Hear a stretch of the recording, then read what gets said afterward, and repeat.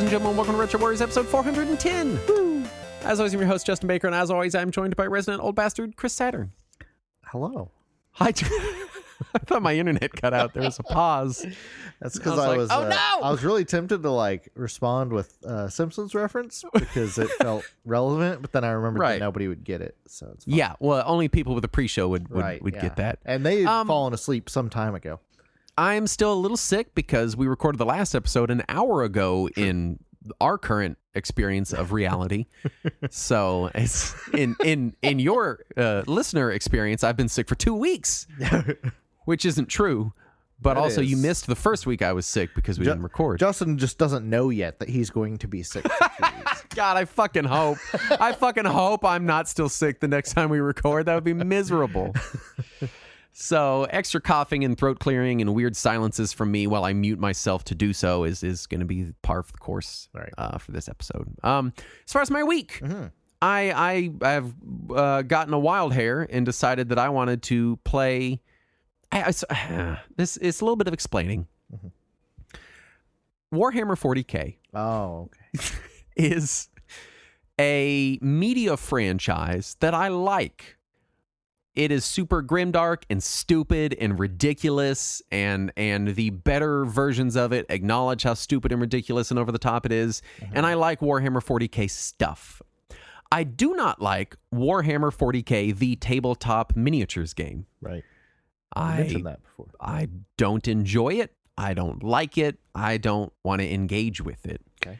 But because I like Warhammer 40K as a universe, I want to engage with that. Okay. And I get annoyed because I'll be like, all right, I'm feeling like I get that urge where I'm like, I want to play some kind of like Warhammer thing. And I own, 1,000 Warhammer video games because there's 1,000 of them. Right. And I get annoyed because Warhammer media in general is really big about focusing in on very specific slices of the Warhammer 40K mythos. Because what's cool to me about Warhammer 40K is there's a million billion different factions and groups and alien races and stuff. It's the variety, right? It's this huge mixed bag of everything from like demons to xenomorphs from Alien to Space Marines to just regular orcs. Yeah, my favorite Warhammer 40K characters are the Zerg. Right, they're great, and so you and the Protoss is modeled after Tau, and Zerg is modeled after the Zerg. I forget the Warhammer version. Anyway, Zerg. All right, that's what I like about Warhammer is that it's all these it's like all of this bizarre science fiction all shoved into one big bucket, and they all want to kill each other. Right. Yeah. But Warhammer 40K fans, from what I can gather, and this could be wrong, so if you're a 40K fan, please tell me different in our Discord, link in the show description, is that they want to experience this one slice that they like. They're like, oh no, I just really like Terminator Space Marines. Not just Space Marines, this specific one kind of Space Marine. So when you go play this Warhammer 40K video game, you are only a Terminator Space Marine, and you only hunt and kill this one faction of aliens. And that defeats the whole purpose for me. For me, Warhammer is this giant, ridiculous bucket full of every possible sci-fi configuration. And so all the video games are so specific that I get annoyed when they don't have like 100 factions. Right. And I went to check.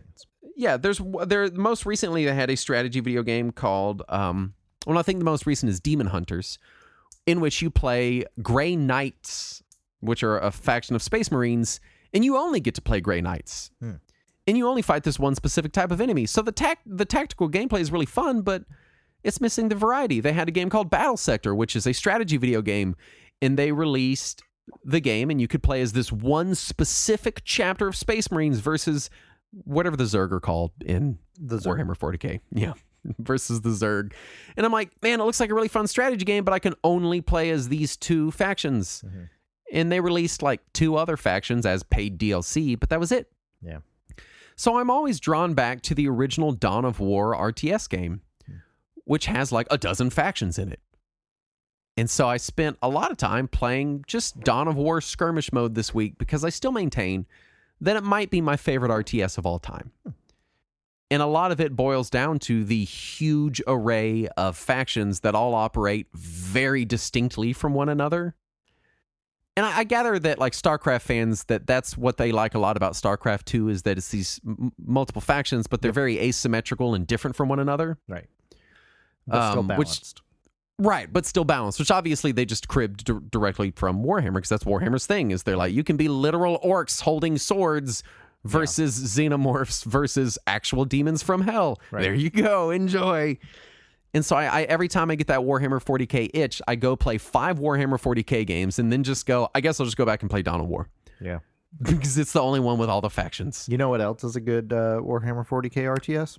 Are you going to say StarCraft, Saturn? I'm really going to say StarCraft.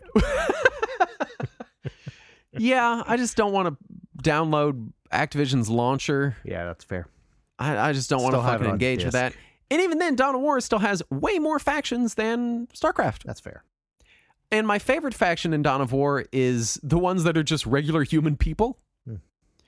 Because, no, the Terrans are analogous to Space Marines. Oh, okay. From Warhammer 40K. And Space Marines are like souped up genetic superhumans, right? On stim packs. These are just like regular fucking guys. Oh, okay. And they show up in the game. Oh, just laser guns, and they die immediately because they're just regular dudes. But their whole thing is they build these big artillery installations. And so that's their whole bit, is they're like, we have these huge artillery installations and huge tanks and stuff because we're just squishy little regular men. Right. And so we need to have these massive guns, and that's what I like. I like RTSs where I get to build up this super defensive wall of artillery and then just walk it forward. And so Imperial Guard is the faction I play in Dawn of War because it's really fun to just set up big guns and just let them do the work for you. I enjoy that intensely. I'll be honest, I always forget that game's name. So when I saw Dawn of War in the notes, I just immediately imagined God of War, but you play as Prairie Dawn from Sesame Street. And I mean, if that's not a mod for God of War, then I'm upset. Yeah, now I'm disappointed because that in my head was a much more interesting game. Yeah. So Dawn of War, still just an awesome RTS. Even today, I am trying to transition to not using WASD to move the camera in RTS games. Oh.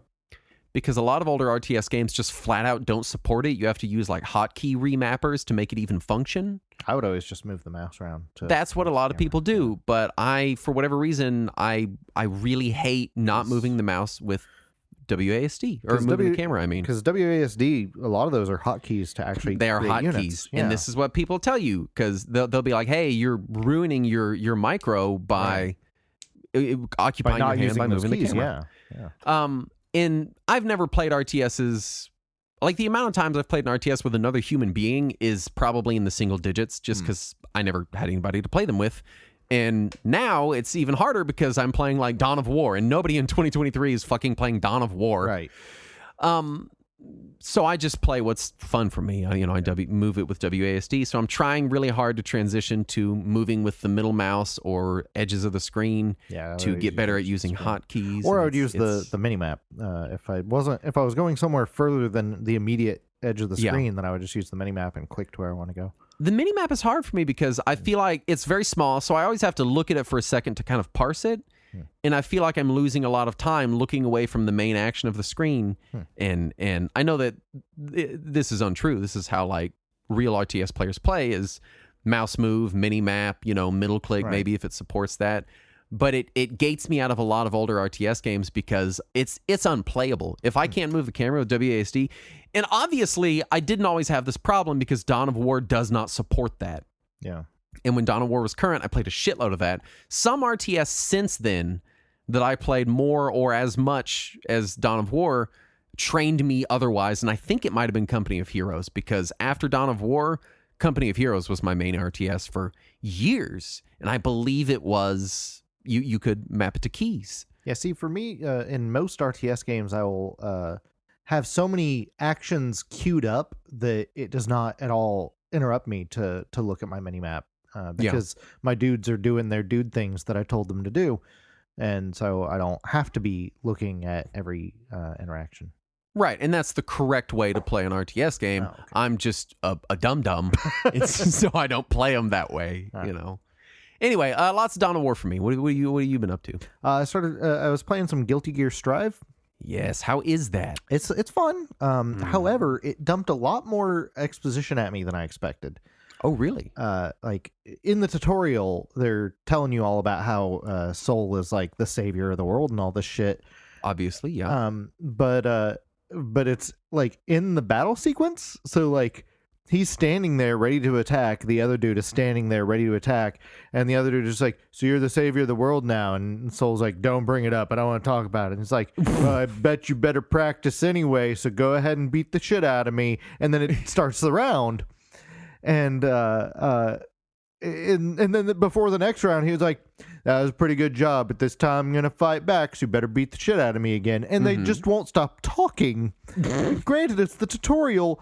But I didn't expect it to be the story tutorial for a fighting game. That's weird to me. I don't know why. But the gameplay itself is fun. It's Guilty Gear. And whatever magic Arc System Works does with these games for the animation is incredible. It's awesome to look at. It's absolutely incredible. It just the flow between cutscene and gameplay is so seamless. And then being able to zoom the camera around what looks like animation is just incredibly impressive. They do such a great job with those games. But it's Guilty Gear. It's fun. It feels like Guilty Gear. I love the Arc System Works easy combo modes that they put in their games. Yeah. Oh, it's so fun. It is so much gosh darn fun because you really feel like you get to enjoy the game at a casual level and you don't really have to learn anything, which I know a lot of fighting game fans are like, how could you? But like, man, it's you're not fun. Playing competitively. It's fun to just be able to play it without it's also fun learn everything. It's also fun like when I play with my kid or like Andrew comes over and I'm like, hey, let's bust out the arcade sticks and play some fighting games. And he's like, I don't fucking know how to play Dragon Ball Fighter Z. Yeah. And I'm like, oh, it's easy. Turn this mode on and mash the A button and you'll whoop my ass. And it just makes it makes it so much more accessible. Yeah. Because I think what people forget is like, not everyone playing fighting games wants to get good at them. Right. Sometimes you're just at a friend's house and you want to play, or sometimes you just want to fire through the single player or whatever. What is the story single player content like in the game thus far? So I haven't played too terribly much of it, so I can't speak to that. Okay. Because after I did the tutorial and a couple of just one-on-one casual missions, I put it down for now, and then I planned on getting back to it today, but then I got distracted because we're doing the show. Yeah, that. I really wanted to pick up Strive, but I was really at the time heavily invested in the previous one, the unfortunately named Guilty Gear Xrd Revelator Second Something etc. Deluxe Edition. Right. And so I didn't ever pick up Strive because it was $60, and I'm like, well, I've already got all the content and DLC for the other one, so I'll wait for it to come out with a complete edition or whatever. Right. Well, it's on Game Pass, so if you want to try a trial of Game Pass just to play it, it is on there. On PC and on Xbox. So, what else have you been up to? The Pixel remasters, the Final Fantasy Pixel remasters came out on console. Saturn, haven't you played these games before? Well, I had never played any of these Final Fantasy games before the Pixel remasters. So clearly I'm having to catch up now because these are new and original games to me. Obviously, yes. I've played all of these games so many times in my life, but I play them regularly. So it's not really news. It's just this is a different version than what I normally play. Yeah. Though I do want to give my brief review of the Pixel remasters console ports because they are different. Because I've heard they've fixed some stuff. Okay, fixed is the word I would use. I've heard they did some stuff. So they did a thing. There is a new font option, and I say option, not options, because there is one choice. You get the bad font that was in the original release, or a pixelated font, which looks like what happens when you tell an AI art program to make a pixelated font. What's fucking annoying is they own and have the best font, which is the one they previously used in the games. Yeah. Available to. It's not like someone is fucking porting this shit. Right. Like it's Square Enix. Yeah, they have so many good fonts. The one from Chrono Trigger, the one from Final Fantasy VI, the one from Secret of Mana, the one from Final Fantasy IV.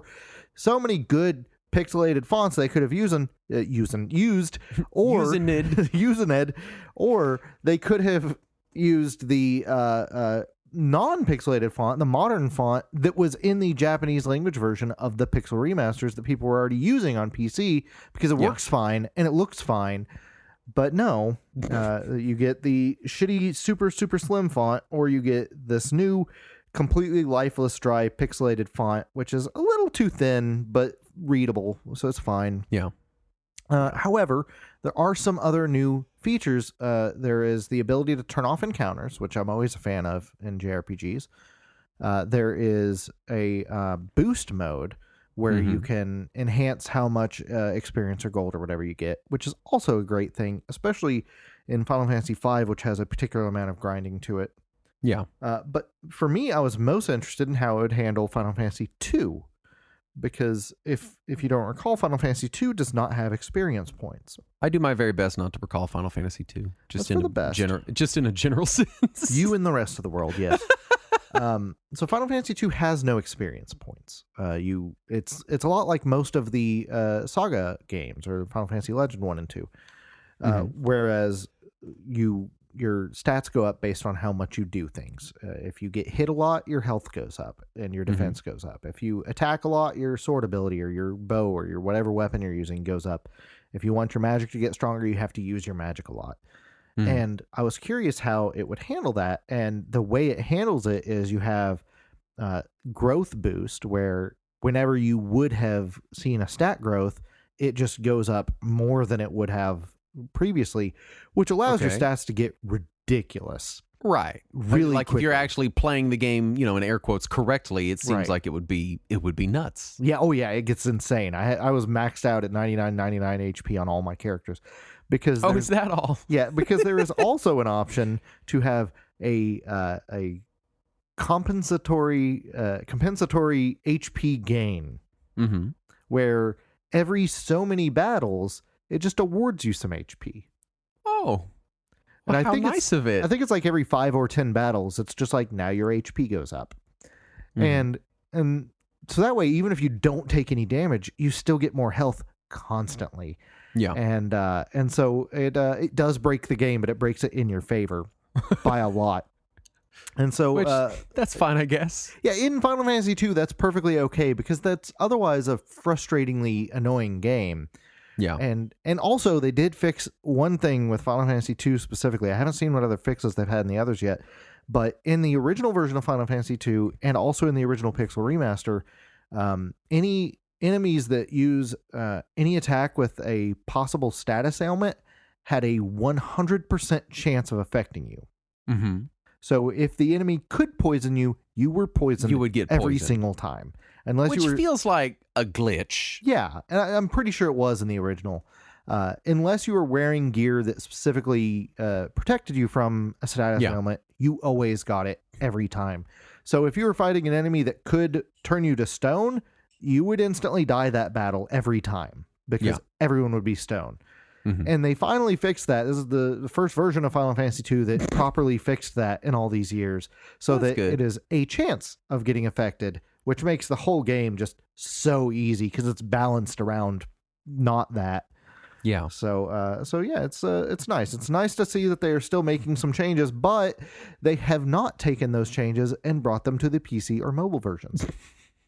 Thanks, Square Enix. So if you already bought these games, sorry, you get to buy them again if you want to see these new things, or wait and hope that they someday port them. Look, I don't think they're expecting that people purchasing the Pixel remasters these games aren't already people that are prone to purchase their games multiple times in the first place. Fair, yeah. So to be fair, as anti-consumer and bullshit as this is, I think they know their market. That's true. You're not wrong. I think they know what they're after here. Yeah. Let's do the news. First up, Microsoft says they'll probably end this generation behind Nintendo and Sony, making us feel sad little fifis for this giant mega corporation.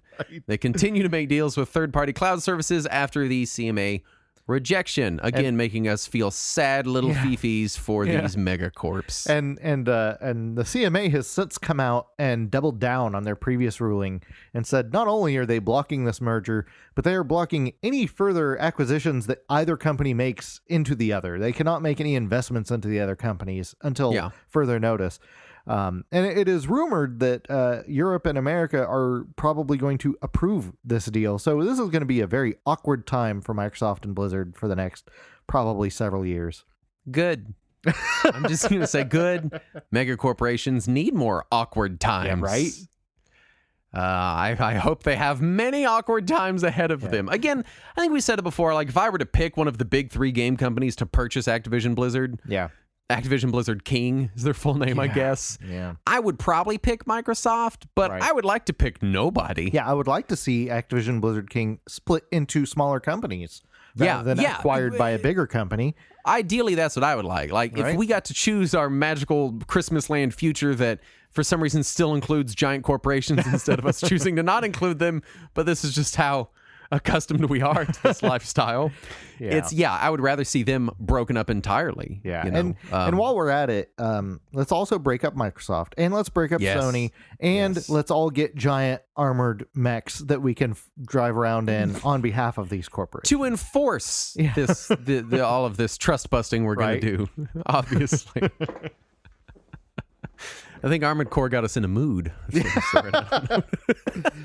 Well, I hope we don't accidentally support Union in this episode. Doom 2 RPG has been ported to PC. Yes. Which is very exciting. The Doom RPGs and the Wolfenstein RPG were feature phone games, and they were real good. I like them a lot. They're really fun. Yeah. And I didn't know that the previous Doom RPG had gotten a port. And it's really nice to see these games ported because, man, they're just a blast. I wasn't able to get them running on Steam Deck because they're like really jank early alpha fan ports. Right. Which is unfortunate. But keep an eye on these because they're really fun. I played a whole lot of Doom RPG on, I think, my iPod. There was an iOS release for a little bit. Yeah. You know, it's a shame that Bethesda hasn't ported these to PC, but I guess Bethesda doesn't know anybody that makes RPGs anymore.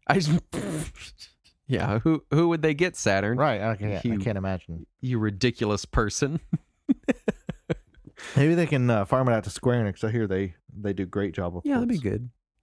Twin Peaks co-creator Mark Frost says he met with Nintendo before the release of Link's Awakening regarding the game's storytelling. So it's been known forever that Link's Awakening was heavily inspired by Twin Peaks.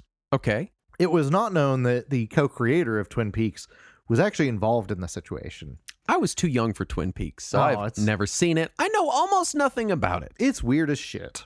It's that much I've gathered, yes.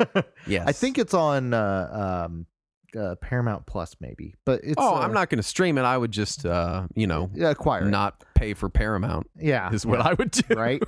I am a big fan of not paying for Paramount. But no, it is a fun, weird series that is part camp and part detective story, and it's very strange and it's worth watching. I enjoy Twin Peaks. It has that same kind of ethereal, dreamlike, weird feeling that Link's Awakening has. So it makes sense what inspiration it would have taken. Right. Rumors point to the next Mortal Kombat game being called Mortal Kombat 1 and rebooting the series again, which has happened, I don't know, 10 times now? Twice now, officially. That said, it's also going to include characters from other non Mortal Kombat universes, just like the last game did. Right. And also, after all these things were more or less confirmed by both leakers and people within Warner, Ed Boon came out and said, well, I never said the next game I was working on was Mortal Kombat. So I can't tell if he's trolling or if everyone is wrong or what's going on. So it might not be any of this. Maybe it'll be an unrelated fighting game also called Mortal Kombat 1. The most I've ever cared about Mortal Kombat was when they came out with that PS2 overhead action game. Oh, God. And Special Forces? I don't know. It was just like a super generic kind of isometric Mortal really Kombat themed action game. Yeah, it was really okay, well, let's slow down. Let's relax with the accusations we're throwing around here. No. I remember at the time being like, this isn't good, but it's so much better than regular Mortal Kombat that I'm enjoying it. Oof. I never have been a Mortal Kombat fan, and now that it's basically just a vessel to bring in licensed properties, I'm less of a fan of it. I don't know, man. I enjoyed the first 3 enough to play them, but not enough to want to play them more than other fighting games. So maybe Mortal Kombat fans could chime in and let us know, like, how... I don't know where Mortal Kombat as a franchise is. I know Mortal Kombat 9 did real good. Mm-hmm. It was kind of a renaissance for the franchise. Mortal Kombat 9 was also just called Mortal Kombat. Yeah, and they've just kept releasing them, so I don't know where fan. And they made the Injustice games, which are basically just Mortal Kombat, but with DC characters. Well, there was also Mortal Kombat versus DC. Oh, yeah. They're basically all the same game to me. Because I don't understand them, I'm like, yeah, it's just all Mortal Kombat stuff. Sunsoft, City Connection, and LRG are the names of 3 companies that you don't really hear talked about a lot, and are bringing Mr. Gimmick to PS4 and Switch. Oh, I think LRG we unfortunately have to talk about. LRG we do talk about, yeah. But in these 3 in connection to one another is kind of strange. Now, Mr. Gimmick is a really cool game. I'm excited to see this getting some love and getting re-release. I don't really care about our LRG's version of it, but hopefully I see it on Steam. So they are releasing it on console. I don't know that they said PC as well, but it is coming to various consoles digitally and physically, and it looks like LRG is publishing it on all of them, both digital and physical. And City Connection is involved possibly with the actual port. I'm not sure where they would come in this situation if LRG is publishing it. It's weird that an NES game about being a car is involved in this at all. Yeah, so for people who don't remember, the company that made City Connection the game was Jaleco. Mm-hmm. And after they went out of business, a new company bought out the rights to all of Jaleco's properties and renamed themselves to City Connection. So now you have games published by City Connection, including sometimes the game City Connection. Yeah, games are making other games now, Saturn. Yes, this is what AI was warning us about. This is the AI future we live in! Is City Connection also published Ninja Jajamaru-kun? Oh, I didn't realize that. Yeah. So, it'll be cool. My hope is that eventually it gets a PC release and I can play it on my Steam. I am glad that they have brought back Trip World and Mr. Gimmick, which are both Sunsoft games that are beloved and very expensive. And so it'll be nice that they are available to people in a more reasonable way again. Yeah. And finally, in the stupidest news that we've had in weeks, Bobby Kotick says that AI will somehow be implemented to make the next Guitar Hero game. Uh-huh. And he talked about AI. I read this article. Yeah. And he sounds like the stupidest idiot I've ever heard that clearly doesn't know what AI is or does. Right. So I want to read he's an executive, is what you're saying. Yes, I want to read a quote from here. Okay. This is a quote from Bobby Kotick. If you, is this the one? Hold on. Yeah, here it is. If you take an example of a thing like Guitar Hero, I've always had this vision for what a new Guitar Hero product could be, but without AI, and then the processors embedded either in phones, in computers, or in game consoles that allow you to actually have the speed of processing to enable that AI, we've never been in a place where AI is going to have practical reality and applicability for games until now. And what does that mean, Justin? It means literally nothing. It makes no sense. I awarded him no points, and we're all stupider for having heard it. I don't know what he thinks is going to happen. I fear that what he thinks is going to happen is that he won't have to pay for programmers anymore. I think because he can just have AI generate the note tracks for Guitar Hero. I think that's what he thinks is going to happen. Yeah. And that's not... And a lot of the articles talking about ChatGPT. Yeah. So... which is a Guitar Hero generator, right? Here's another quote from him. Uh-huh. Let's see. This is Kotaku reporting this. Yeah. Quote from Bobby Kotick. I don't know how much people realize that a lot of modern day AI, including ChatGPT, started with the idea of beating a game. Whether it was Warcraft or Dota or StarCraft or Go or chess, Kotick reportedly replied. Bobby Kotick, stop. Yeah. Stop speaking with your idiot mouth. Okay, Bobby, if you're listening, we know you're listening. Sorry. So Bobby, when we used to call the computer opponents in video games AI, we didn't really mean it. That was just shorthand for playing against the computer. God, it like wasn't an AI. Just fucking be rich and shut up. How come the rich people cannot just shut the fuck up? Just for a little while. Just be a billionaire and shut your stupid billionaire mouth and let the rest of society keep on moving. We don't need or want to hear from you. Or stop being a billionaire and give away your money. That would be nice too. Yeah. And I don't mean give it away to a charity that you have founded. Right. Yeah, no. Just like throw it to the streets. Maybe don't do that. It's going to cause a riot. Let us Akiyama it. You want to throw it out of a hot air balloon. Okay, so because put it at the top of a tower and then blow up the tower. I like how we're talking about how stupid he is, and then we immediately come up with the dumbest way to distribute wealth. Hey, I stole mine from Yakuza, first of all. You could fire it out of a t-shirt cannon, maybe. Just put a big wad of cash down in there and shoot it into a stadium. What if we had like a fire hose full of money? Yeah. Well, paper money won't come out. You have to use change. Oh, yeah, we'll use coins. Just all dimes. This just sounds like a Maud Flanders situation all over again. Just hit with the money hose. That's the name of my debut album, Hit with the Money Hose. This somehow brings us to our topic at hand, which is which is TurboGrafx/PC Engine hidden gems. You'll need the money hose if you want to afford any of them. And you will need the money hose. This is a really difficult one. Because this, to me, the whole TurboGrafx is hidden.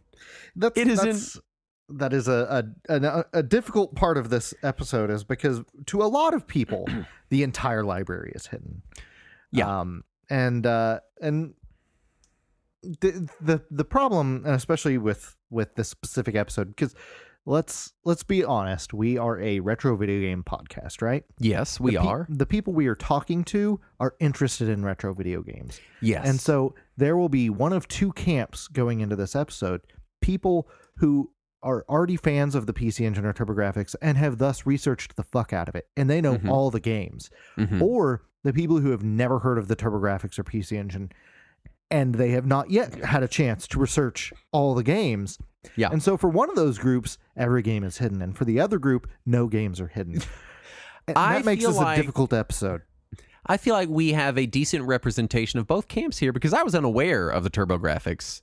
I had only heard about the name of it before you came to my house with yours 7 or 8 years ago. Right.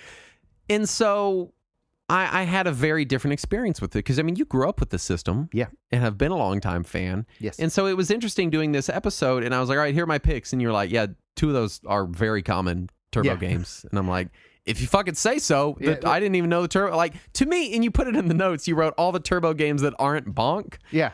But that is the case for me. Like, it's to me, if you're like, hey, what are famous Turbo games that people know about? I would say Bonk. I would say Legendary Axe. I would say that one side-scrolling fighting game that was, oh god, in I think China in Japan Warrior? they called it. I think they called it China Warrior in Japan. Was it called that's that in the America? American name. In Japan, it's called The Kung Fu. All right, so neither title is great, but China Warrior, and that's it. That's it for me. Also, Castlevania Dracula X. Oh yeah, obviously. That. Which again, that's a more recent thing. During the time the system was out, nobody knew that. No. But when the system was out, everybody knew things like, everybody who had a TurboGrafx knew things like Legendary Axe and Bloody Wolf and Dungeon Explorer and Newtopia. Those were the first party games. Yeah. Those were the Marios and the Zeldas and the Contras and stuff like that.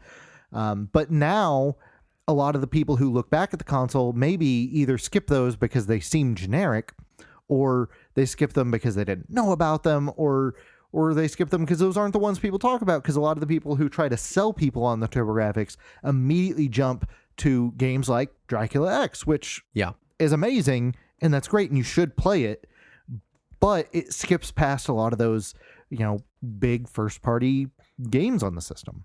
The Turbo also, and to be clear, we're including the CD-ROM games as well, because... as you pointed out in the notes, if you're emulating, it's all the same to you anyway. Right. And if you're not emulating, it plays burned games just fine. You just got to get the attachment. So yeah, if whatever. you're someone who is dedicated enough to have bought an actual TurboGrafx or PC Engine, you are also dedicated enough to have bought a CD-ROM drive for it. Right.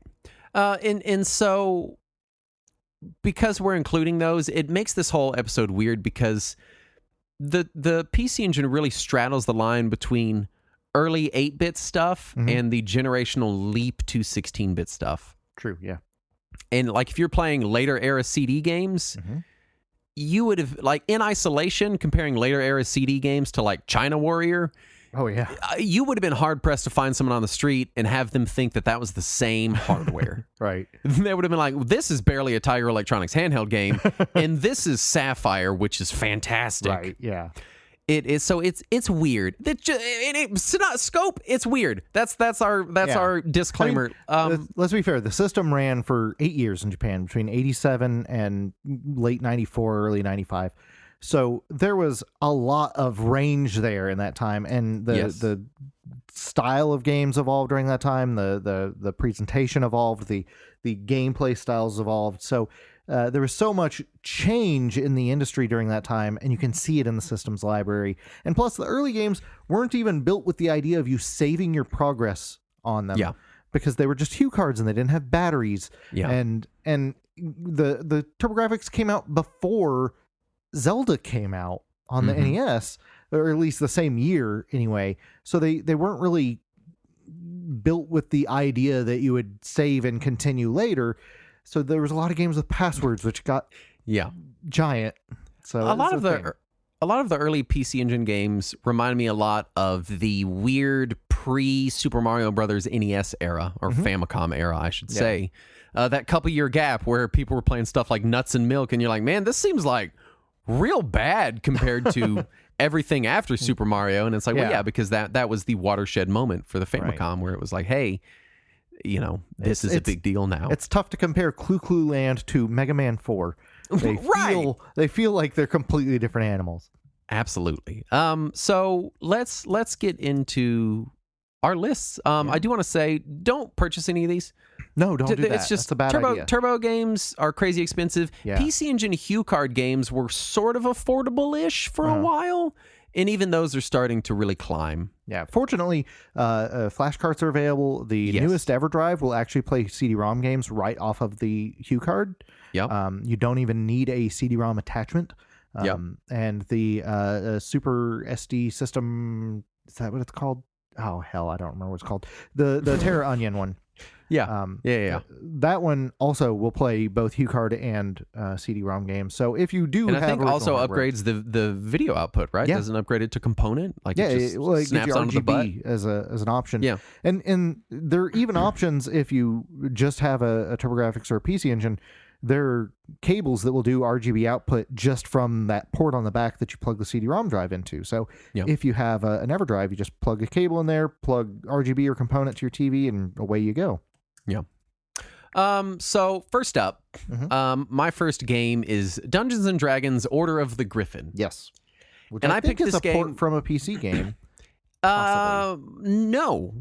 This was as far as I know, and because I thought the same thing going into it. I was like, oh, this is one of those console ports of the various SSI Gold Box games. Yeah. But Order of the Griffin was only released on the TurboGrafx 16. Nice. And as far as I can tell, is not a port at all. Nice. So this was released October 20th, 1992. Somehow they fit the entire thing on a hue card, which is impressive. There's some very impressive hue card games. Right? This was developed by Westwood. Yes, the same people who made fucking Command and Conquer. Fucking Command and Conquer. They also made regular Command and Conquer. No. No. That was a different company. They also made Questron 2. Oh, and fucking Questron 2. And fucking Questron 2. So Order of the Griffin is it's a Westwood developed. It's in the style of the SSI Gold Box games, and it was published by SSI as you might expect of a D&D game of this era. But there's a few really cool things about it. Yeah. It is one of the best console D&D games of this era, which is saying something because there was a shitload of ports. Didn't Westwood also make a D&D game on Genesis around the same time? Maybe. The Warriors of the Eternal Sun.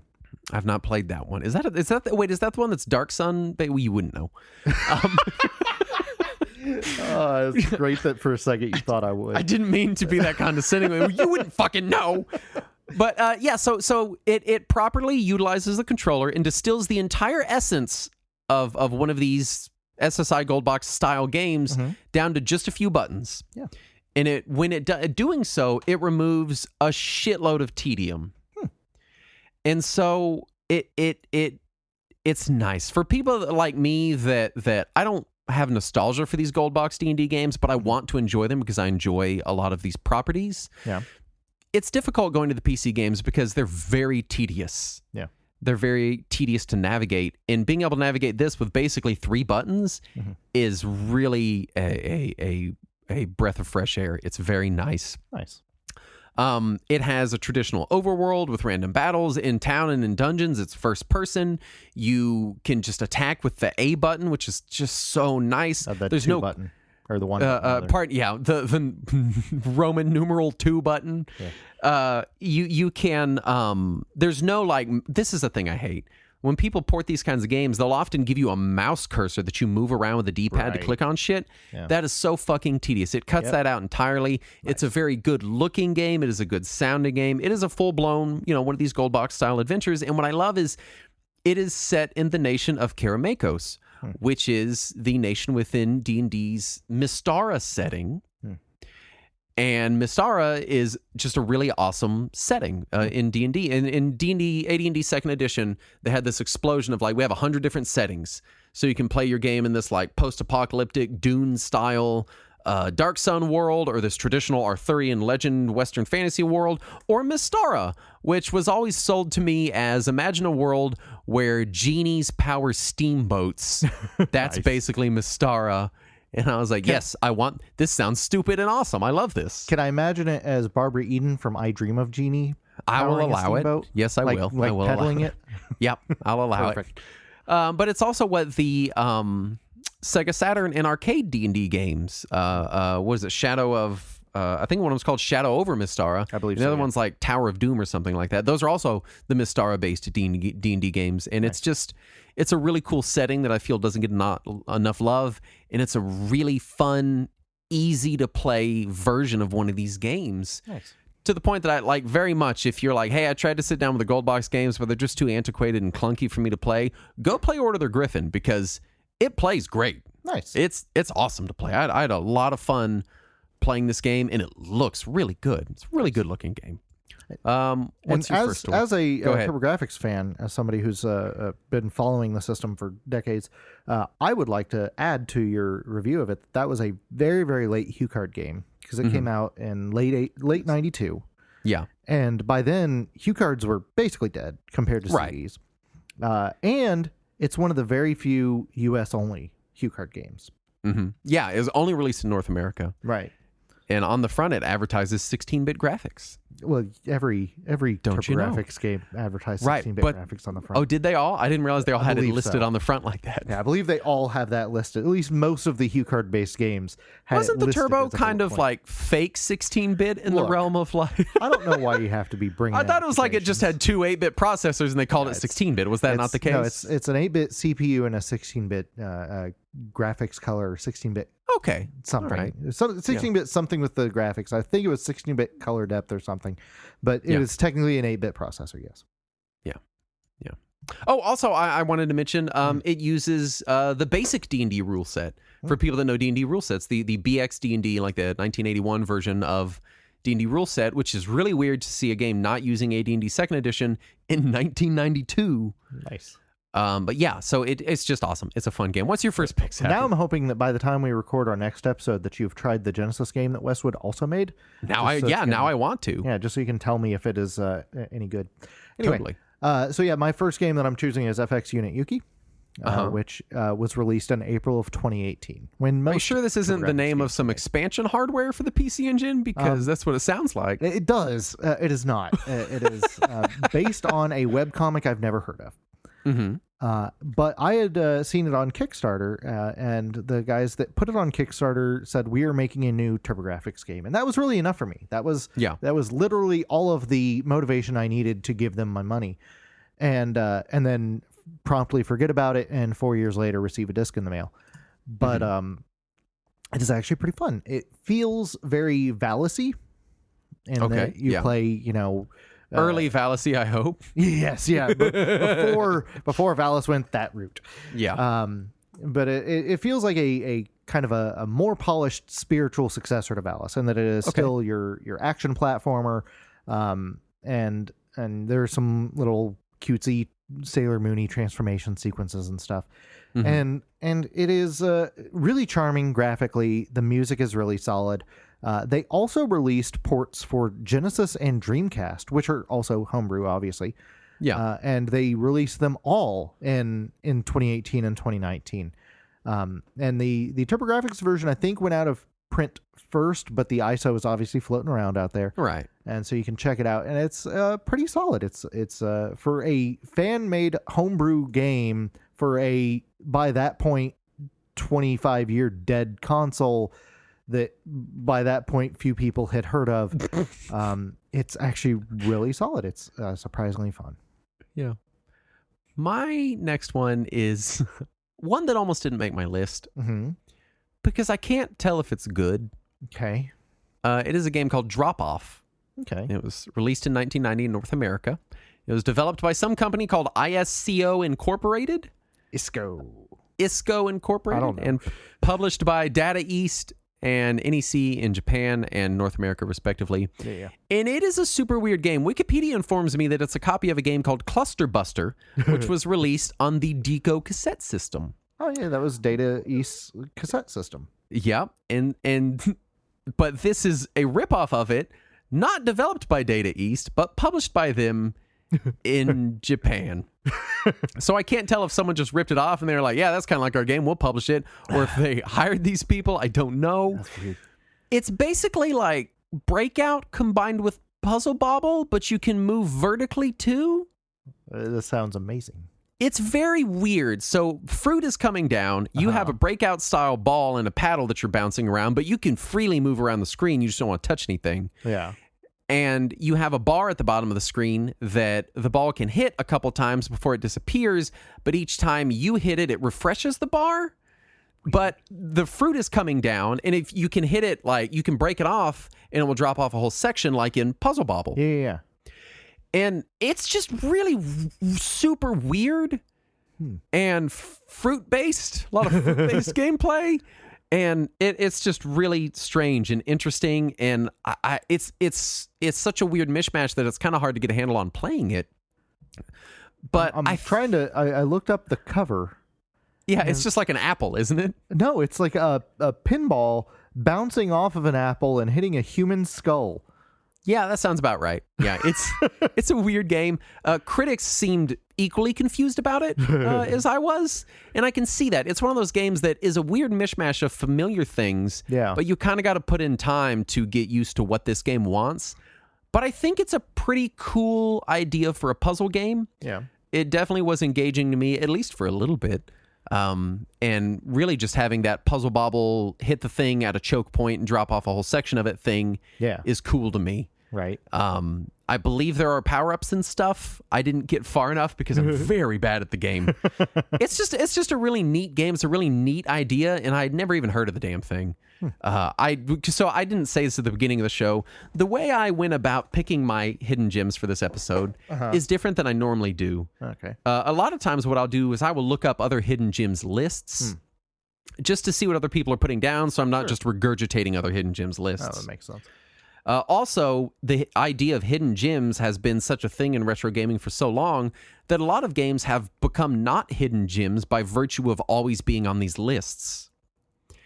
Yeah, I'm always worried about that. So, like, yeah, you might have called Earthbound a hidden gem in like 1996. I don't know. Right. But not now. That would be it's hard stupid. to say that now. You wouldn't even want to put it on the list now. Right. So unless you were talking to people who'd never seen a Super Nintendo before. But this one, I literally just loaded up a full ROM set and picked games randomly. Nice. And so that's how I ended up on Drop Off, because I was in the D's, and there it was, and I wanted to see what it was. What's your next one? This is the best game that I played in the D's so far. The best Puzzle Bobble based D game on the Turbo, only released in North America. So yeah, my next one is Summer Assault. Okay. Which, if you've not played it, it is not summer like the season. It is summer like Samaria. I'm so glad you picked this game, because I landed on this randomly. Oh, yeah? But it was called Mesopotamia because it was the Japanese version. Japanese version, yeah. And I was like, I like Mesopotamia. And I clicked it and I was like, am I a fucking Slinky? You are a Slinky. Yes. I love this game. And this was a very expensive game back in the day, so I've never been able to buy it. So I've only ever been able to play it on an emulator. So this was released back in October 91 in Japan and sometime in 92 in North America. And it is developed and published by Atlas. Yes, that Atlas, back before they made Persona. Yeah. They made things like this and Bonk. But yeah, they you play as a Slinky, and you're stuck to walls or ceilings or floors or whatever, and you can fire out of a little like pellet gun that is attached to your Slinky. And sometimes you get power-ups that allow you to fire more than one bullet or fire in different directions or whatever. And you can also hop a short distance to another platform. Yeah. And it's just such a bizarre game that it's difficult to wrap your head around it, first of all, when you start playing it, just because the physics and the mechanics are so different than what we are used to from a platform It's very game. weird. Yeah. Well, also, the levels are designed as just what seem like regular platforming levels. So you'll go around a corner and end up in a hallway. Yeah. And you'll be stuck to the ceiling. Right. And you'll realize, like, oh, I can't progress because I'm on the ceiling. I need to be on the floor, but I can't jump to the floor, so I need to slink my way back. I got to find a wall that I can slink around down the other on. way. Yeah. It's or a moving platform that I can hop to and move. So yeah, it is very strange. There is a learning curve and in most games, the learning curve is like learning the level design or learning the enemy patterns or whatever. This time it's movement. It's learning how sticky slinkies move. Right. And the guns also change the direction they're firing based on your positioning. Exactly. So that adds a whole nother element. And also, depending on the power-up that you have, that position may or may not even matter. Yeah. So it is. There's a lot to learn. But once you get it, it's actually pretty fun. Yeah. It is goofy and it is weird, but it is fun. It is worth checking out. And if you haven't played any sticky slinky based platforming shooters, I can't. It's the best one on the Turbo. Exactly. It's the best Calibri, the best Hummingbird-based shooter on the 32X. Is that the line for Calibri? Yeah. My next one is, I struggled with this one because to me, this game was my introduction to really sitting down and spending a lot of time with the PC Engine. Mm-hmm. And it is Phantasy Star Soldier, also known as Star Parodier. Yeah. Now, Phantasy Star Soldier never released. Right. That was just the name it would have had it ever released outside of Japan. And this released April 24th, 1992 in Japan. It was developed by Kaneko, the people that do Gals Panic. And we have talked other things. We've talked about this game at length. Because it's fantastic. We talked about it in our 2-part PC Engine Shmups episodes. We talked about it. We might have talked about it in our Cute Mups episode, which was episode like 1. Yeah. So we have talked at length about this game, but it has been a few hundred episodes. Sure, yeah. And it is just an awesome, fun, cute, super nice looking, nice sounding shmup in which you have the option to play as an actual PC Engine. Yes. That as you gather these various upgrades in this cute little space cute 'em up, they attach physical upgrades to your PC Engine. You get your PC Engine, your Turbo Booster equivalent attached there. It's so you can also play as a spaceship or another. What's the third thing? Penguin? Is it a penguin? I think it's a penguin. Yeah. I don't ever play as those because I can play as a PC Engine. So why the fuck would I not do that? And also the PC Engine, when you get power ups, they're shaped like cue cards. Yes, God, it's so cute. It's the cutest damn thing really this is. side of the menu on the PC Engine Mini. It is so damn cute. If it were up to me, this would be the like official pack-in game for the PC Engine. Yeah. This is the game that it would have come with because it's so fun. It's so cute. It's light and breezy. It's fun to play. It's not too challenging. It's just forgiving. It's just yes. As far as shmups go, it's very forgiving, which is great, especially for new shmup players or for shmup players that get frustrated easily. It's just a lot of fun. And for this listing, I was torn between this or Space Fantasy Zone, which is Space Harrier, but it's Fantasy Zone. There's also never actually released. But that game never released in any territories and is thus has a little bit of jankiness to it. True. And I really want to recommend stuff I think is playable. And Star Parodier is entirely playable, and it's just fantastic. And it's so good. It was released in the West on the Wii Virtual Console. And I want to say the Wii U Virtual Console as well. I'd have to double check, but I know it was definitively on the Wii Virtual Console at least. So the Wii U had a weird Virtual Console. Yes, I'm seeing Wii Virtual Console only in 2008. All right, that sounds right. It was available internationally briefly. Yes, and also it is on the TurboGrafx Mini. So that is the second one that was released internationally. It's so good. It is game. if I'm sitting down, it is my go-to PC Engine game if I'm sitting down to play anything on the PC Engine. And it's very much, in case you didn't get the joke in the name, it's basically Star Soldier but cute. Yes. It's cute Star Soldier. It is to Star Soldier what Parodia says to Gradius. I also wanted to put a cute 'em up in your category where you also had a cute 'em up. So nice. So I've got Koryun in here. Or Koryun Child of Dragon. So this was released in November 91 in Japan, developed and published by Naxxat Soft. And have you played Koryun? I have played Koryun. I had a bootleg of the U card of it, and it is real fun. Oh, it is. It is very charming. It is very fun. It is a cute 'em up, and it feels so much like Air Zonk. Which is a compliment because Air Zonk is great. Oh yeah, Air Zonk is it's a ton of fun. This feels more like a part of the Air Zonk series than Air Zonk's sequel does. Yeah. But it's just so fun. And it is very adorable. You play as a little cute dragon, and sometimes storks show up and give you eggs, and then they let you shoot out they do fire or water or lightning, and it's so adorable. It's also not super difficult either, just like Star Parodier. Yeah. And you can pretty easily just rack up a ton of extra lives. It's just such a charming and cute and adorable little cute 'em up. Yeah, it's awesome. There's this one picture that Hardcore Gaming 101 has like listed in their screenshots for the game. And it's just like this it's here, I'm gonna send it to you.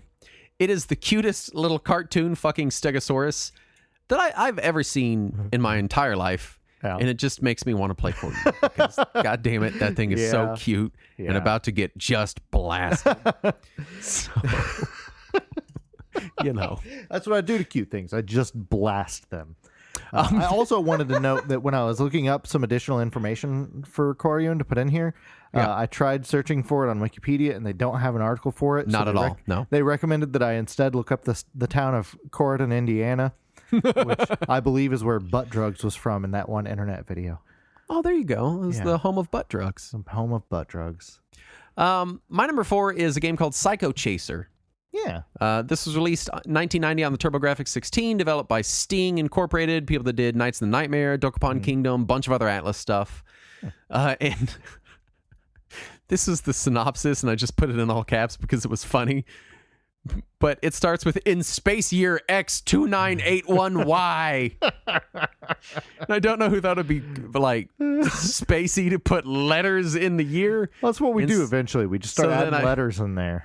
So then it just wrote, you are a robot man, because you play a robot man. Yeah.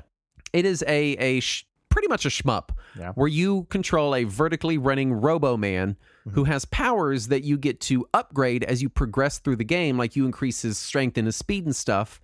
And it's not the most innovative game in the world. It is pretty difficult. It is a hard game. But it's just so interesting. Yeah. It's like what I wish like a 16-bit Pepsi Man would be.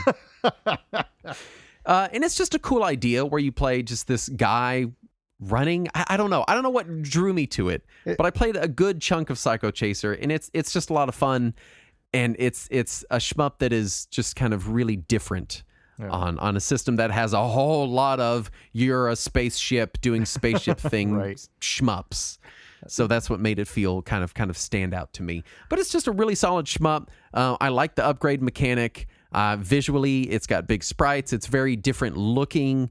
Everything's very like cybernetic looking, I guess. It's a very cool looking game, and it's pretty fun. I had a good time with Psycho Chaser. Could I ask you, 8 years ago when we started doing this show, did you ever think you would say, "What I wish a 2D Pepsi Man would be like"? It's going on the list of sentences that I wish I never had to utter. But you still enjoyed the game that spurred the sentence. It's what Pepsi Man should have been, right? But was not. I'll give it. Maybe that's why I liked it. I was like, oh, it's what I wish Pepsi Man was, right? What's your number 4 here? So I'm going to go with Vastille, which is a game that I used to try to constantly recommend to people, and then stop trying to recommend to people when no one enjoyed it. But Saturn, I'll play Vastille for you, buddy. So it's developed by Human Entertainment, who also did the Clock Tower games, and published by Working Designs, who did Lunar and all that. Yeah. So it is a turn-based strategy similar to Military Madness with sci-fi anime story. Basically, it's the most generic 80s sci-fi anime story. Does everyone have brightly neon-colored bubblegum crisis hair? Oh, you better believe it. And it does have Thanks, early 90s anime! Right? You did it! It does have occasional action sequences. When... I see that, kind of like an Advance Wars type thing. So it's kind of like Advance Wars, only on a hex grid like Military Madness. Because hex grids are the superior grid type, people that don't know. Yeah, if you haven't played Military Madness, I would have put it on this list if it were a hidden game.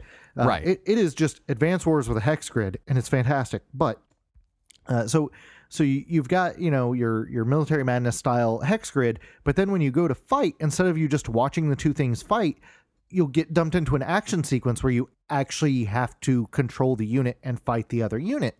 Mm-hmm. And sometimes it's just a one-on-one versus the enemy mech, and sometimes it's an assault on an enemy base, which those feel a lot more cheap to me for some reason. Yeah. But you can also automate the action sequences. If you decide you're just really shit at them, you can say, let the computer do it, and then it will do the action sequence for you. And sometimes your computer is stupid. And you just have to accept that sometimes it's going to be really dumb. It's the Total War situation where the computer will play it for you, but you won't be happy about it. Yeah, you're not always going to be happy about it. Yeah, you only want to do it when you have such an extreme advantage that it's a waste of your time to sit here and press the buttons. Exactly. And it always, to me, felt like one of those old PC strategy games where, more so than console strategy games of that era, because even though everything is represented by tiny icons, just like in a console game, they feel so cryptic that you need a giant manual, which fortunately the game comes with an enormous manual. Yeah, it came in a huge box. Yeah, it came in an oversized double jewel case, which was uncommon for console games at the time. But it had a really thick manual and this giant fold-out poster that also had basically an info dump chart on the back end of it, kind of like a tech tree in a Civ game, but more like a legend for a map, that it was just telling you what things are.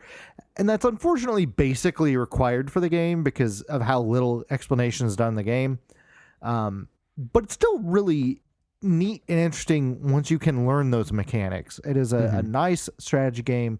It does have Working Design signature localization that is often unrelated to its source material.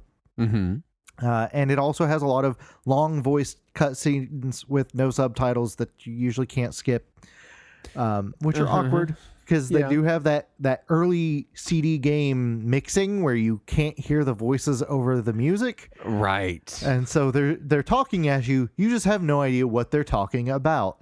Right. So long as you don't care about the goofy, dumb anime sci-fi story, it's a really fun game. I already don't care about it, so this is great for me. There was a sequel in Japan that never came out over here, unfortunately, but the first game is available in English, and it is worth checking out if you like really dense, kind of obtuse strategy games, which for some reason I do enjoy. I've been kind of casually shopping for a strategy game, and I might give Vastiel a shot. I've gone through Wargroove. I've bounced off of something else, just kind of looking for what's going to click with me. Yeah, it's crunchier than your Advance Wars or Military Madness. Yeah, but not so crunchy that you feel like you need to take a course in it first. Yeah. My final game is Tiger Road. Mm-hmm. Which I had been calling Tiger Rod for days because the ROM set I was using didn't have the names. It was just the shortened MAME name. Yeah. So, which helped with the choosing randomly. Yeah. But I thought it was just Tiger Rod. And I was like, where's the Tiger Rod? It's on the Tiger Road. This was released 1990 on TurboGrafx 16. This is the final version of the game because there were several ports. Yep. It's a Capcom developed game. Yep. It had tons of different publishers depending on the port. And while this is a port of an arcade game, the Tiger Road Capcom arcade game, as far as I can tell, the TG16 version is the only proper console port it ever received. It ended up on kind of a handful of microcomputers and DOS and stuff like that. All right. And the Turbo version is pretty distinct from its arcade counterpart. Yeah. The entire graphical presentation is kind of redone with a very cute kind of chibi world, as opposed to the more like realistic style of the actual arcade game. Right. But the game itself, and this is why I landed on the game, is I'm always looking for, I'm trying to find a nice way to say better action platformers than Legendary Axe. Yeah. Because I don't think Legendary Axe is bad. But it's a little janky. It's a little jank in the same way that Astyanax is jank. It's true, yeah. Where you're like, yeah, it's fun, but it's just a little floaty and weird, and it doesn't feel very tight or responsive. Right. And this is a side-scrolling kind of action platformer beat-em-up game where you play Li Wang in a sort of wushu-style martial arts battle thing using weapons. So you've always got a weapon. And you traverse forward through the game. There's a bunch of different weapon power-ups you can get, things that make your weapons stronger. It has kind of a Ghouls and Ghosts sort of vibe in that regard, where you're always picking up and trying different weapons. Nice. It's very snappy. It's very jumpy. It reminds me a lot of playing kind of the better levels of the Ninja Gaiden trilogy. Just because it's very fast, it's very snappy. You're killing a lot of dudes, and you're trying a lot of different weapons, and it's just a really good time. It's just a really fun action platformer that I think I would play before Legendary Axe, at least the first Legendary Axe. The downside is it is very difficult because you very much feel that it started life as an arcade game. Gotcha. And I would also say that this is another analogy that I would tie it to Ghouls and Ghosts with, in that it's about that difficult too. Yeah. It's a very hard game. It's very fast paced though, so I don't find it too frustrating. I would say play it with save states because I think it has. It claims to have limited continues, but I just kept continuing and it didn't care. Nice. So I don't know if it was broken or what, but I had a really good time with Tiger Road. Nice. As soon as I booted it up, there's a lot of games on the PC Engine that are basically side scroll. They're just China Warrior, basically. Just side scrolling, punch high, punch low, attack these people in a long straight line. Right. There are several of them that are very obviously licensed based on children's TV shows from Japan that are just exactly China Warrior.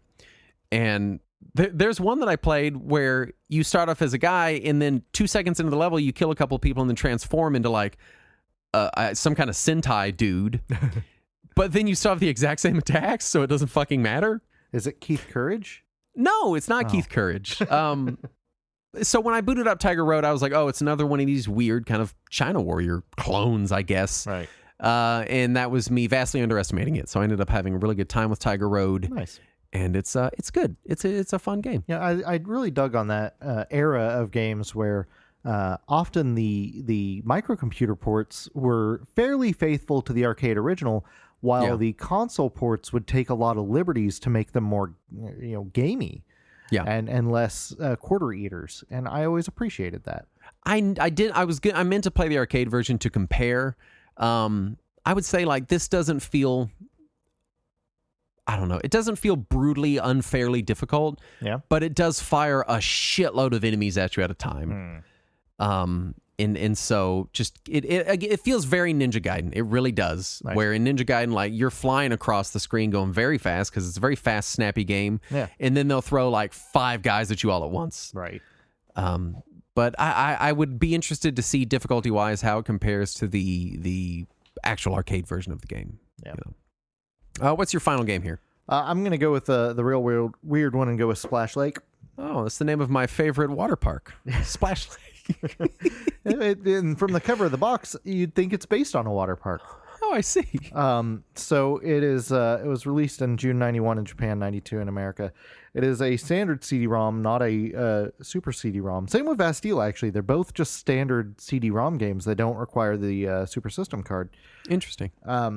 Especially for how late they were. Yeah. But it's developed by Bits, published by NEC Avenue, and it is a top-down action puzzle game that kind of feels like Dig Dug 2 on a grid. Okay.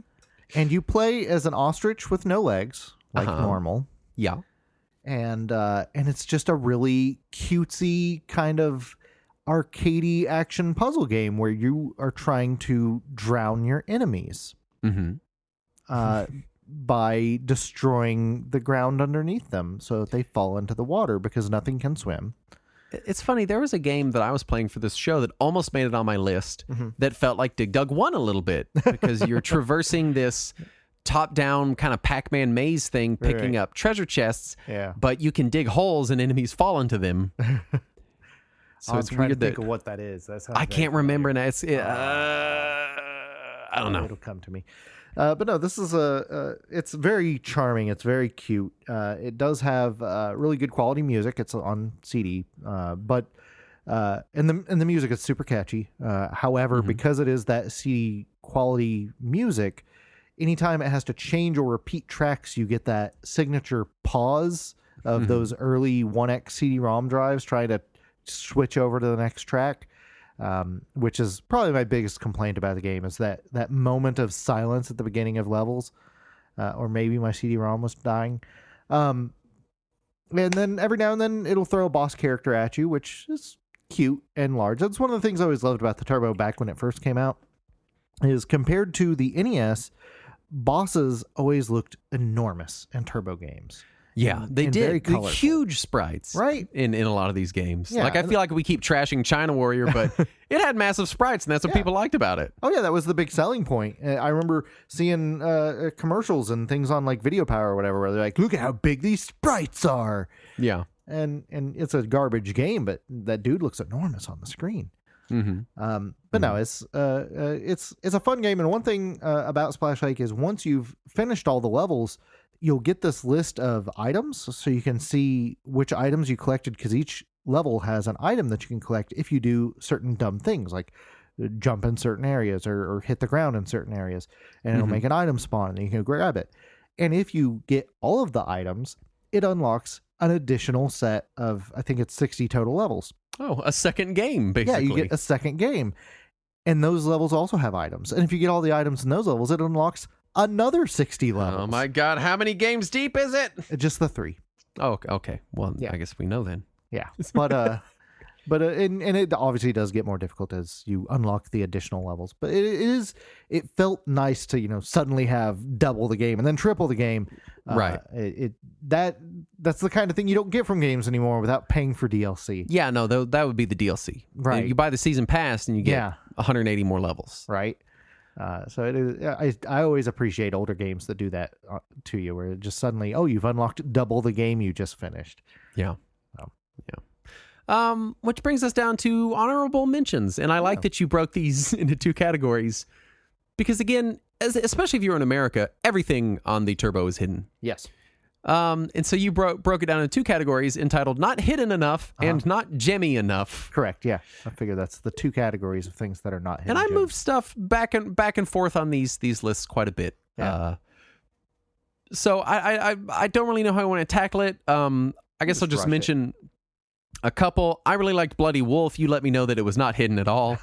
It's a pretty fun. It feels like a mashup of like good Ikari Warriors and Metal Gear, sort of. I can see that. The Godzilla tournament fighting game is really awesome on Turbo. It's not very complicated. I feel like that one is somewhat hidden. Is it? Because I was curious that I was like, it's a Godzilla game. There's no way it's hidden. Like, no, it's pretty hidden. It wasn't. It was such a late game on the system that people had already moved on to other stuff, and I don't think people who are hunting down old video games are specifically hunting down licensed games usually. So yeah. I also had Sapphire on my list, which nice. I feel like Sapphire was hidden. Yeah, but then this is one of those games where anytime you're making a PC Engine hidden gems list, Sapphire ends up on the list. Right, exactly. But Sapphire is just a fantastic game and extremely impressive. Yeah.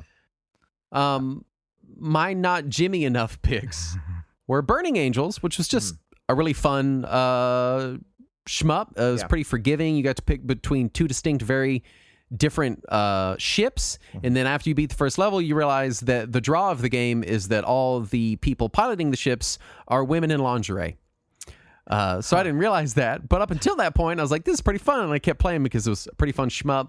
Yeah. Atomic Robo Kid Special, I think, is a piece of shit game, but you play this giant chibi mech just obliterating stuff. And Space Fantasy Zone for the aforementioned kind of still jank because it never actually came out issues. Yeah. My not hidden enough is stuff like Military Madness, which we discussed, Newtopia, which we already did a full episode on. Valis we've done an episode on. Ease we've done an episode on. Dracula X is just Castlevania, and it's one of the best Castlevanias. We did an episode on it. Oh God, we did, didn't we? Yeah. All the Konami shmups on the system are good. We've done every not hidden enough game on your list except the last one. Oh, R-Type. We didn't do Military Madness, did we? Oh no, we didn't. We didn't. Yeah. So 2 on your list we didn't. Yeah. We did Konami, tons of Konami shmups. We did R-Type. Yeah. Dungeon Explorer. Also, did we mention that already? Oh no, I think I skipped that. Dungeon Explorer, I enjoy that. It's just a decent kind of chill. Feels like Gauntlet, but with a lot more depth to it. Yeah, like Gauntlet, but good. Yeah, and there is a sequel, and the sequel is CD only, and both games support the Turbo Tap, so you can play multiplayer, which is great. Yeah, it's just pretty fun, like Gauntlet with like actual RPG mechanics, which I guess the later Gauntlets were, but top down. By this point, they certainly hadn't gotten that way. And then my not Jimmy enough, I put Boxy Boy, which I love, which it's literally Sokoban. In Japan, it is Sokoban. I played Boxy Boy. Boxy Boy. And I had an okay time with it. Yeah, it's pretty fun. And then Zapang, I also put it on there. It's not Jimmy enough. I love it, but it's just Solomon's Key. It's literally Solomon's Key.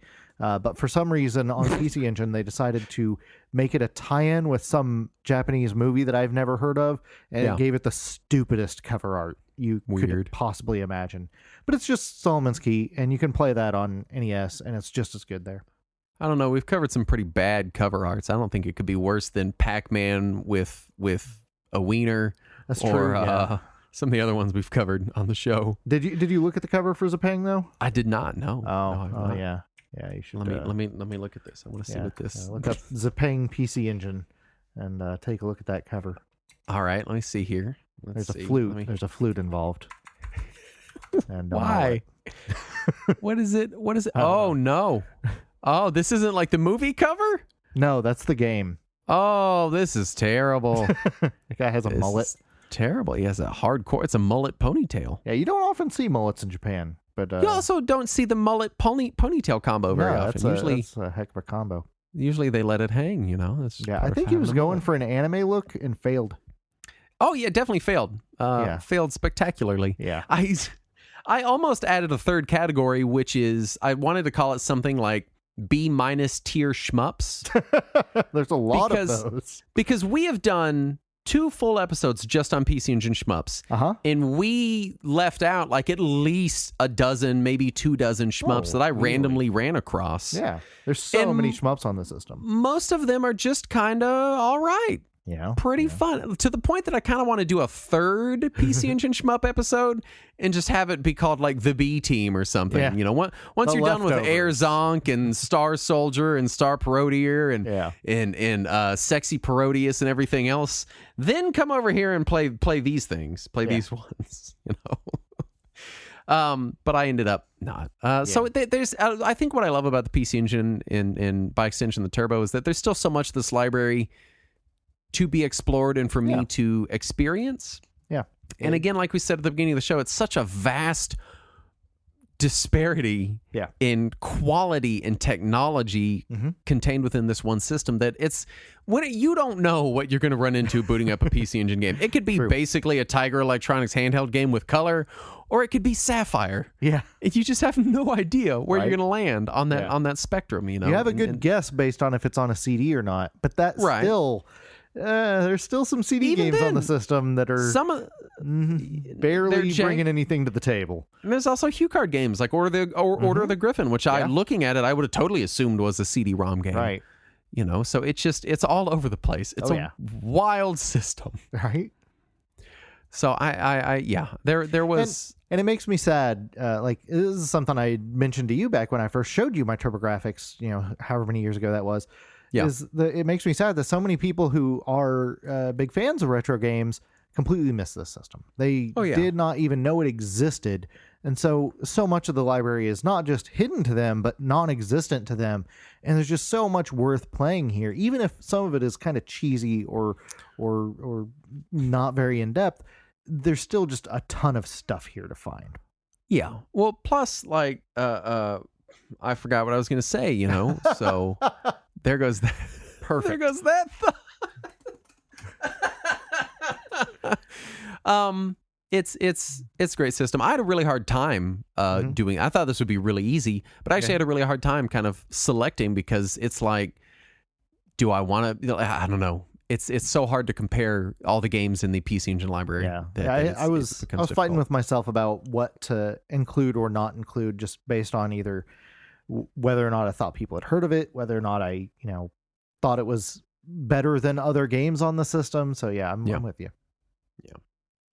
But it was fun. I liked doing this one. I liked doing more PC Engine stuff, which for people that don't know, that's kind of what a lot of people came to the show for, because we were one of the only shows doing PC Engine stuff. And I will keep doing it.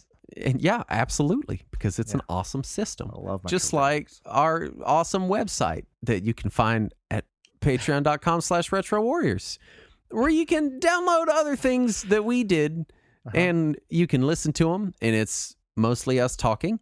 Yes. And by mostly, I mean entirely. No, there was the magazines in there, I think, isn't it? Is that on the Patreon? I think that's just on the Gumroad. We don't ever talk about the magazine. We did do 2 issues of a magazine. Yeah. Years ago. So long ago. And we also did some reviews on a website for a little while. We did. Our website had written reviews for a little bit when we were trying to do that. And that was ages ago. We got a lot of half-baked ideas floating around out there, I think. I think that was right after your kid was born. The magazine or the written content? I don't remember. Either way, go to our Patreon.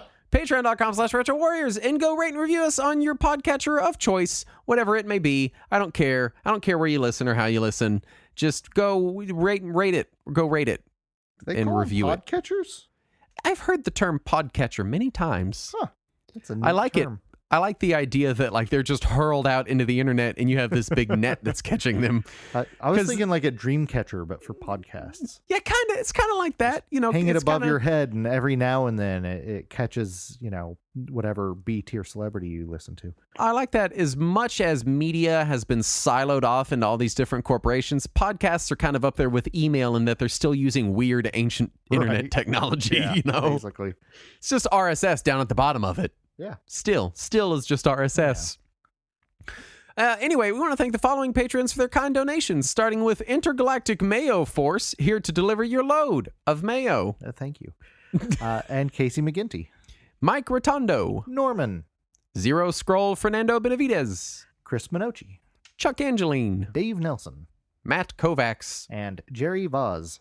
Are all names I hope we didn't read too recently because the spreadsheet got a little jank. So if we're duplicating names, then I'm sorry. We will get around to everyone. Good job. Eventually. I'm just not good at the Excel. Yeah. And that's why I married someone that's good at Excel. Look, Justin's never used a computer before. You can't expect me to. I run a retro gaming show, Saturn. I don't know what makes you think I can use a computer. He does this whole thing on a Sinclair. This is ridiculous. Anyway, thanks so much for listening. We'll be back next week. And as always, let us cling together.